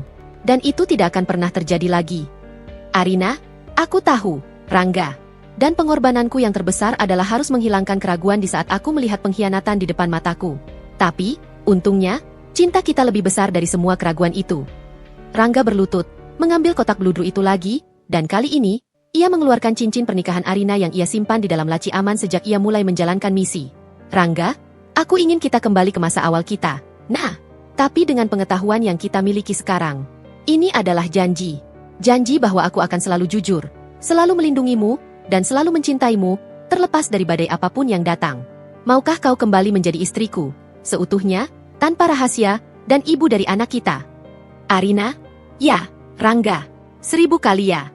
Arina mengulurkan tangannya, dan Rangga menyematkan cincin itu di jari manisnya. Cincin itu berkilau, memancarkan sinar pemulihan dan cinta abadi.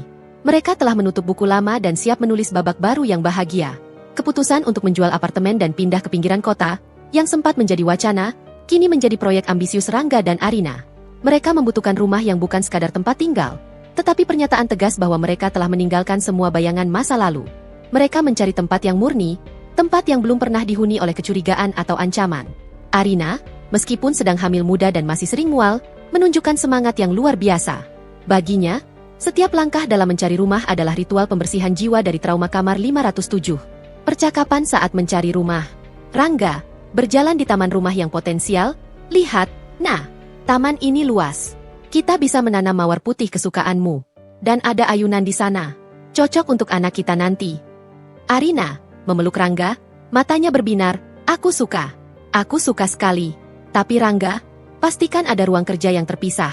Aku tidak mau kau kembali bersembunyi di balik komputer karena alasan bisnis yang tidak jelas." Rangga tertawa renyah, "Aku janji, sayang. Ruang kerjaku akan selalu terbuka. Bahkan pintunya akan kuwarnai merah muda agar aku ingat untuk tidak menyimpan rahasia." "Arina, kau yakin tidak apa-apa meninggalkan kehidupan kota? Semua jaringan bisnismu ada di pusat." "Rangga, jaringan bisnisku yang sejati ada di sini, bersamaku." Rangga menyentuh lembut perut Arina. "Aku ingin hidup yang lebih tenang. Hidup ini sudah terlalu banyak gemuruh yang tidak perlu." Setelah seminggu mencari, mereka menemukan rumah impian mereka. Sebuah rumah bergaya cottage modern dengan jendela-jendela besar, dikelilingi taman yang asri. Cahaya matahari pagi akan selalu menyinari kamar bayi. Rumah ini terasa seperti pelabuhan aman yang mereka butuhkan. Transformasi Rangga. Dari mata-mata menjadi suami siaga. Melihat Rangga di fase ini adalah pengalaman yang menghangatkan hati bagi Arina. Rangga yang dulu dingin dan penuh rahasia selama misi, kini berubah menjadi suami yang terlalu terbuka. Ia tidak hanya ingin berbagi pikiran, ia bahkan ingin berbagi setiap tugas kecil. Percakapan di apartemen lama, saat packing. Rangga, dengan hati-hati mengangkat bantal, "Sayang, biarkan aku yang angkat kotak ini. Kau harus istirahat. Ingat kata dokter, jangan terlalu banyak bergerak." Arina tersenyum geli, "Rangga, ini hanya kotak buku resep. Beratnya tidak sampai 1 kilo. Aku baik-baik saja. Sungguh, aku bukan vas kristal yang mudah pecah." "Rangga, aku tahu. Tapi kau adalah harta paling berharga yang harus kulindungi setelah semua yang terjadi. Lagi pula, aku tidak mau mengambil risiko.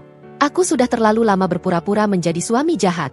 Sekarang aku harus menebusnya dengan menjadi suami super siaga." "Arina, kau sudah menebusnya. Di kamar 507, kau menebus semuanya. Sekarang, kau hanya perlu menjadi dirimu sendiri, pahlawanku." Mereka packing barang-barang lama, tertawa mengenang cerita di balik setiap perabotan. Momen ini menjadi terapi tersendiri. Mereka membuang semua yang terasa terkait dengan masa lalu yang kelam, termasuk beberapa dokumen lama ayah Arina yang pernah menjadi alat pemerasan Firda. Menguatkan ikatan lain, hubungan dengan Lia. Arina juga merasa harus memperbaiki hubungan dengan Lia, sahabatnya yang sempat ia jauhi karena kecurigaannya terhadap Rangga. Lia telah memberikan peringatan, dan Arina merasa bersalah karena Lia harus melihatnya dalam kondisi terpuruk. Percakapan dengan Lia, di telepon. "Lia, jadi kau memergokinya di hotel. Tapi ternyata dia sedang memata-matai ibu tirimu untuk polisi, dan kalian sekarang pindah rumah dan punya bayi." Arina tertawa, "Dunia memang penuh kejutan. Lia, aku minta maaf karena aku tidak bisa menjelaskan apapun padamu saat itu. Aku tahu kata-katamu benar, tapi ternyata Rangga berada di sisi yang benar-benar gelap dari kebenaran itu." "Lia, astaga. Nah, kalian benar-benar seperti film thriller romantis. Aku senang kau baik-baik saja. Aku turut bahagia dengan kehamilanmu. Rangga, dia benar-benar ksatria yang menyamar." Arina, "Ya, ksatria yang terkadang melupakan sarapan. Ayo datang ke rumah baru kami. Kau harus menjadi bibi pertama yang melihat kamar bayi kami." Mempersiapkan kamar bayi, janji Rangga yang paling tulus.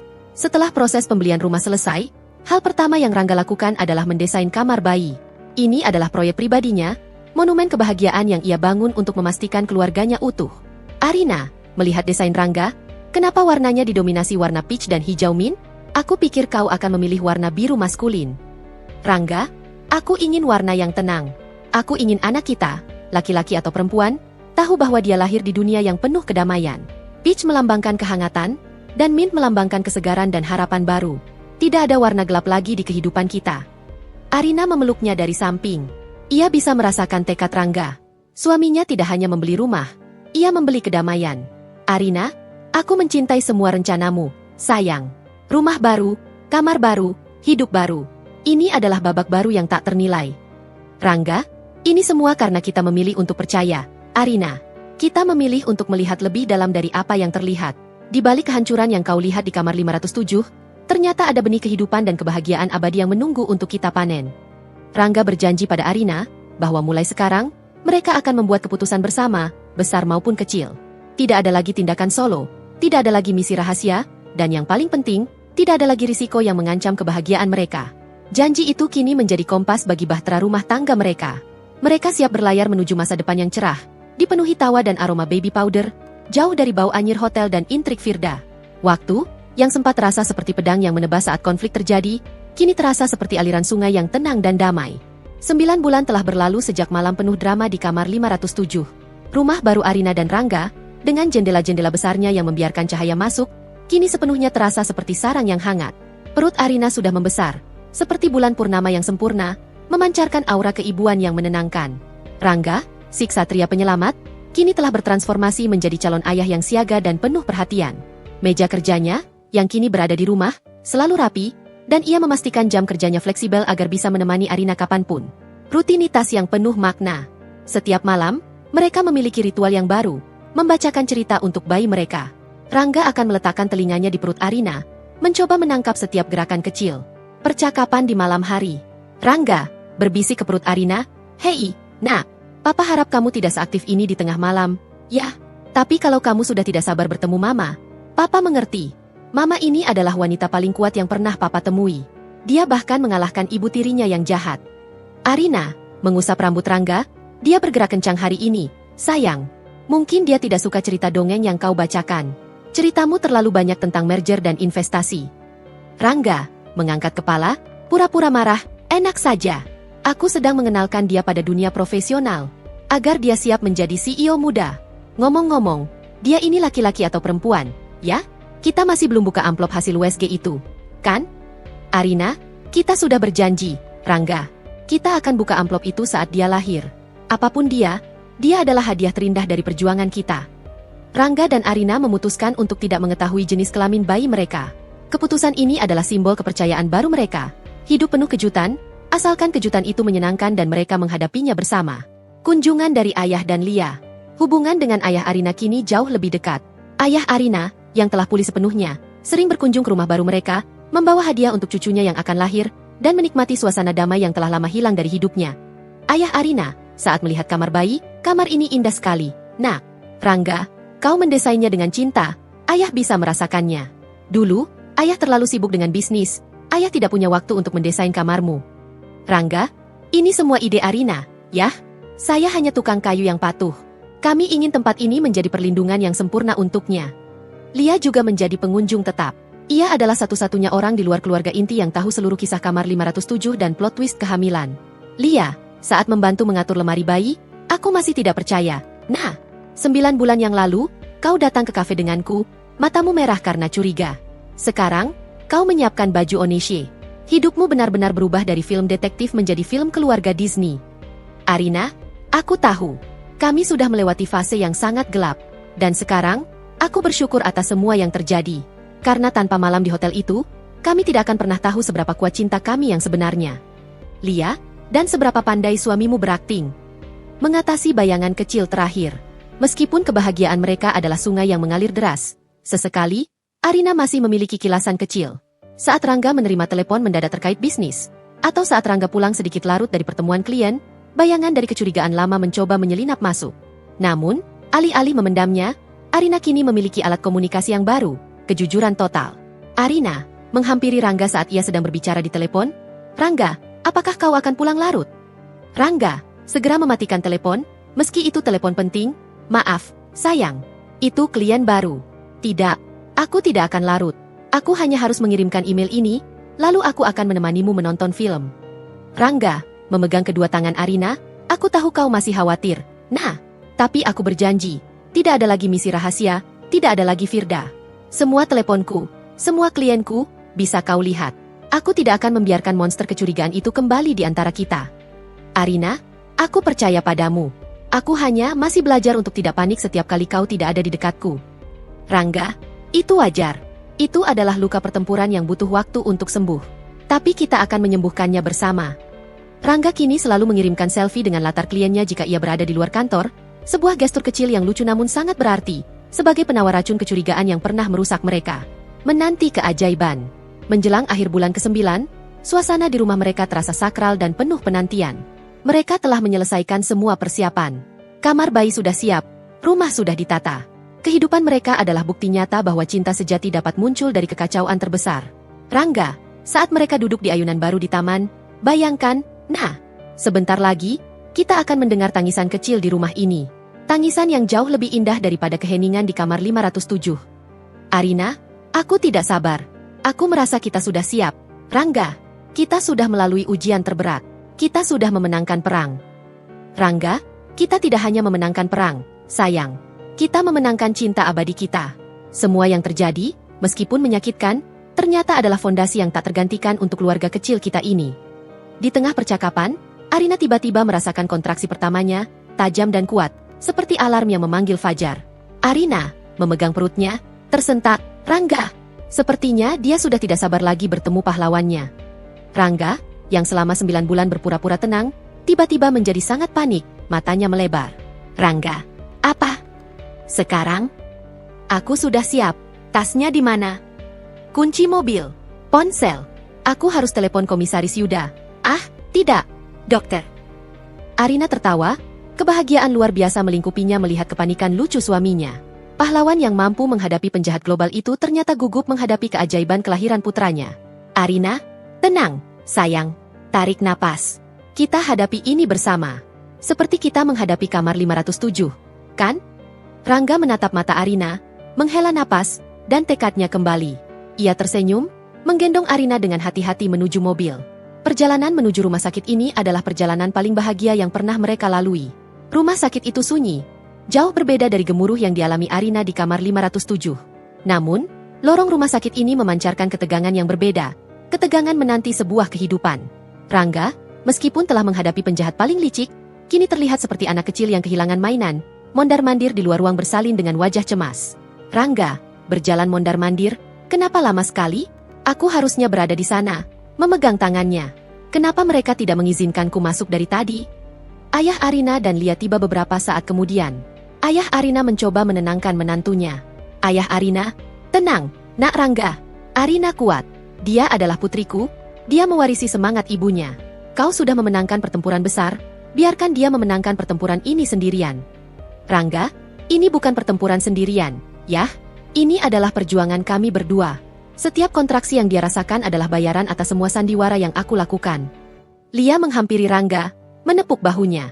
Lia, tarik napas, Rangga. Kau gugup, itu wajar. Pahlawan sekalipun perlu menenangkan diri. Kau sudah melindungi mereka dari Firda. Sekarang, biarkan dokter yang bekerja. Tak lama kemudian, perawat memanggil Rangga. Tuan Rangga, Anda bisa masuk sekarang. Nyonya Arina membutuhkan Anda. Wajah Rangga langsung berubah. Ia bergegas masuk, meninggalkan ketegangan yang ia ciptakan di lorong. Di ruang bersalin, kekuatan cinta. Ruangan itu dipenuhi peralatan medis dan cahaya lembut. Arina terbaring, rambutnya basah oleh keringat. Namun matanya memancarkan kekuatan alam semesta.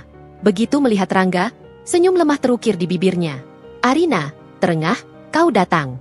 Kukira kau akan lari ke markas polisi saking paniknya. Rangga, menggenggam tangan Arina erat-erat, mencium dahinya, aku tidak akan pernah lari darimu, sayang. Tidak akan pernah. Aku di sini. Aku akan bersamamu melewati ini semua. Kontraksi kembali datang. Kuat, menyakitkan. Arina meremas tangan Rangga. Tenaganya luar biasa. Rangga tidak meringis. Ia membiarkan tangannya menjadi batu karang tempat Arina bersandar. Rangga, berbisik di telinga Arina. Suaranya penuh emosi. Ingat, sayang. Ingat malam di kamar 507? Semua itu sudah berlalu. Semua ini, sakit ini, adalah gerbang menuju kebahagiaan. Sebentar lagi, dia akan ada di sini. Anak yang kita lindungi. Anak yang membuatku berani melawan Firda. Anak yang membuatku memilihmu setiap hari. Kata-kata Rangga adalah mantra penenang bagi Arina. Setiap kata mengingatkannya bahwa rasa sakit ini memiliki tujuan yang mulia, hadiah yang jauh lebih besar daripada kesedihan di masa lalu. Arina, aku tahu. Aku kuat. Aku harus kuat untuknya. Aku harus kuat untuk ayahnya yang terlalu banyak drama ini. Rangga tersenyum, air mata haru menetes di pipinya. Ia terus menyemangati Arina. Suaranya menjadi musik yang mengobarkan semangat di ruangan itu. Rangga tidak hanya menjadi suami siaga, ia menjadi pelatih emosional, memimpin Arina melewati batas sakit dan lelah. Keajaiban kelahiran. Setelah perjuangan yang terasa seperti perjalanan melintasi gurun panjang, suara tangisan bayi yang kuat memecah keheningan. Tangisan itu bukan tangisan sedih, melainkan lagu kemenangan. Rangga melihat dokter mengangkat bayi kecil itu. Tubuhnya langsung lemas, tetapi ia menahan diri. Ia menatap Arina, yang kini tersenyum, kelelahan, namun matanya dipenuhi cahaya bintang. Rangga, kepada Arina, air mata kebahagiaan, sayang dia sudah di sini. Kita berhasil. Perawat membersihkan bayi itu dan meletakkannya di dada Arina. Momen skin to skin itu adalah keajaiban yang disaksikan mata. Bayi kecil itu, dengan kulit kemerahan dan mata tertutup, langsung menemukan kenyamanan di dada ibunya. Arina, berbisik kepada bayinya, selamat datang, sayang. Selamat datang di dunia yang penuh cinta. Kami sudah menunggumu.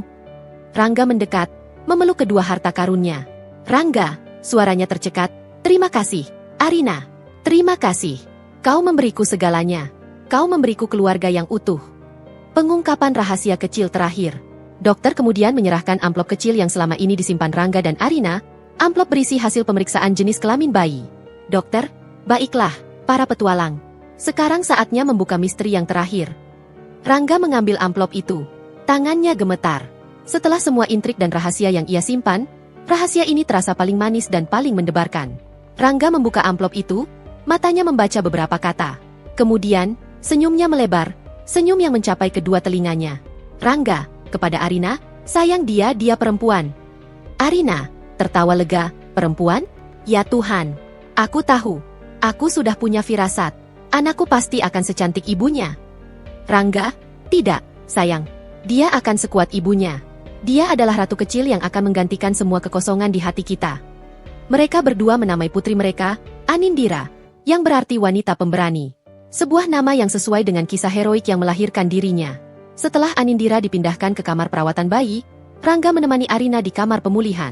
Rangga duduk di samping ranjang Arina, tidak melepaskan genggaman tangannya. Rangga, kau tahu, nah, saat aku di kamar 507, dan Firda menghinamu, aku merasa sangat tidak berdaya. Aku merasa seperti gagal melindungimu. Tapi melihatmu hari ini, melihat kekuatanmu aku sadar, aku tidak pernah gagal. Justru, aku membantumu menemukan kekuatan yang sudah kau miliki. Arina, kita menemukan kekuatan itu bersama. Rangga, kita menghadapi kebohongan dengan kebenaran. Kita menghadapi ketakutan dengan keberanian. Dan sekarang, kita memiliki Anindira, hasil dari perjuangan yang jujur. Arina memejamkan mata, merasakan kedamaian yang melingkupinya. Kehangatan rumah tangga mereka, yang sempat diancam oleh badai pengkhianatan buatan Firda, kini telah kembali, lebih kokoh dari sebelumnya. Kisah mereka adalah pengingat bahwa cinta sejati tidak hanya tentang keindahan, tetapi juga tentang pengorbanan dan pilihan untuk selalu percaya. Kini, semua konflik telah teratasi. Firda di penjara, nama ayah Arina bersih, dan mereka memiliki seorang putri yang cantik. Mereka sudah siap menyongsong babak akhir, babak kebahagiaan abadi. 3 tahun telah berlalu. Udara pagi di rumah Koti Rangga dan Arina di pinggiran kota selalu diisi dengan aroma toas dan tawarnya seorang anak kecil. Rumah yang mereka impikan sebagai kanvas baru itu kini penuh dengan warna-warna kehidupan. Tidak ada lagi bayangan Firda, tidak ada lagi ketegangan bisnis gelap, dan tidak ada lagi rahasia yang menyesakan. Anindira, putri kecil mereka, kini berusia 3 tahun. Ia adalah manifestasi dari perdamaian yang telah mereka perjuangkan. Seorang gadis kecil yang ceria, rambutnya ikal dan matanya sebesar kelereng, mewarisi kekuatan hati ibunya dan ketenangan ayahnya. Pagi itu, Rangga duduk di teras belakang, menyeruput kopi sambil membaca berita. Pekerjaannya kini lebih stabil dan etis, memungkinkan dia untuk memiliki waktu yang jauh lebih berkualitas bersama keluarganya. Anindira berlari menghampiri Rangga, membawa boneka beruang. "Papa, bangun, boneka Teddy lapar." Rangga tertawa, mengangkat putrinya ke pangkuan. "Astaga, Tuan Teddy. Kenapa kau mengganggu Papa? Papa sedang membaca berita. Apakah hari ini ada berita tentang pahlawan?" Anindira, "Ada. Papa pahlawan yang mengalahkan monster raksasa." Rangga berbisik, "Ya, monster raksasa itu sudah tidur di tempat yang sangat jauh dan tidak akan kembali lagi. Karena Papa punya ratu kecil yang melindunginya." Arina, yang kini berprofesi sebagai konsultan online paruh waktu, keluar dari pintu, membawa piring berisi pankek yang sempurna. Ia melihat suaminya dan putrinya, dan hati Arina dipenuhi limpahan rasa syukur. Kehidupan ini, kehidupan yang damai, adalah harga mati yang dibayar mahal oleh pengorbanan Rangga. Arina, hei, 2 pahlawan dan ratu kecil. Sarapan sudah siap. Papa, jangan terlalu banyak bercerita tentang monster sebelum sarapan.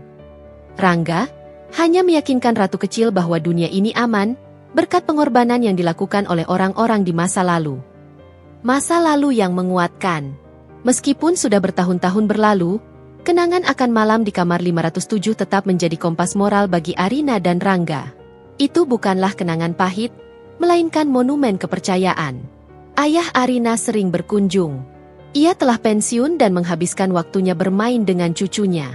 Ayah Arina, yang jiwanya telah dibebaskan dari ancaman Firda, kini menjadi sosok yang benar-benar bahagia dan ringan.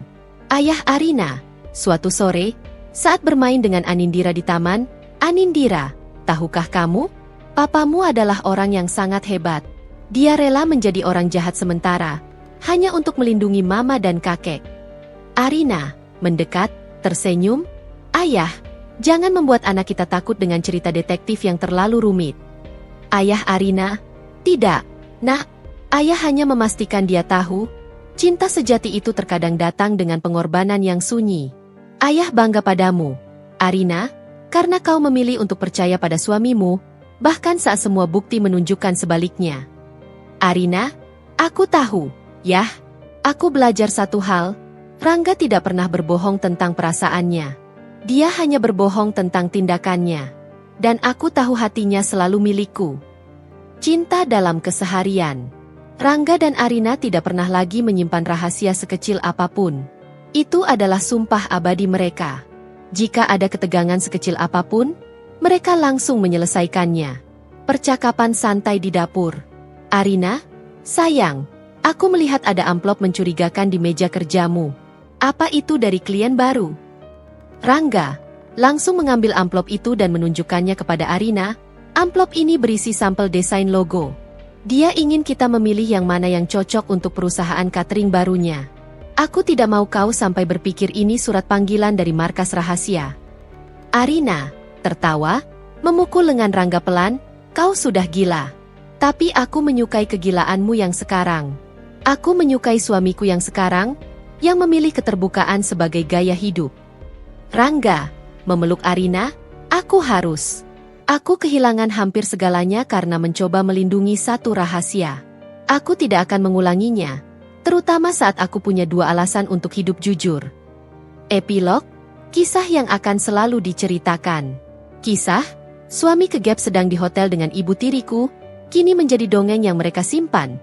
Sebuah babak yang hanya mereka berdua dan ayah Arina yang tahu kebenarannya. Bagi dunia luar, Firda ditangkap karena skandal pencucian uang, dan Rangga adalah konsultan yang membantu polisi mengungkapnya. Arina sering memandang Rangga. Ia mengingatnya. Rangga di kamar 507, wajahnya pucat dan tak berkutik, mencoba memainkan peran suami yang bersalah demi sebuah misi mulia, demi melindungi janji yang lebih besar, yaitu kelahiran putri mereka. Arina memeluk Rangga erat-erat. Anindira, yang sedang asyik bermain dengan boneka, tertawa melihat orang tuanya. Arina berbisik di telinga Rangga, "Terima kasih, pahlawanku. Kau memberiku hidup yang jauh lebih baik daripada yang pernah kubayangkan." Rangga mencium kening Arina, "Terima kasih, cintaku. Kau memberiku kepercayaan, yang adalah hal paling langka dan paling berharga di dunia ini. Dan kau memberiku Anindira, hasil terindah dari perjuangan kita." Mereka berciuman di tengah cahaya pagi yang lembut, bersumpah sekali lagi bahwa cinta mereka, yang diuji oleh intrik, kebohongan, dan pengorbanan yang sunyi, adalah kebahagiaan sejati yang abadi. Mereka telah menemukan harta karun terbesar. Keluarga yang utuh, dibangun di atas fondasi kejujuran dan keberanian, jauh dari bayangan kamar 507, selesai.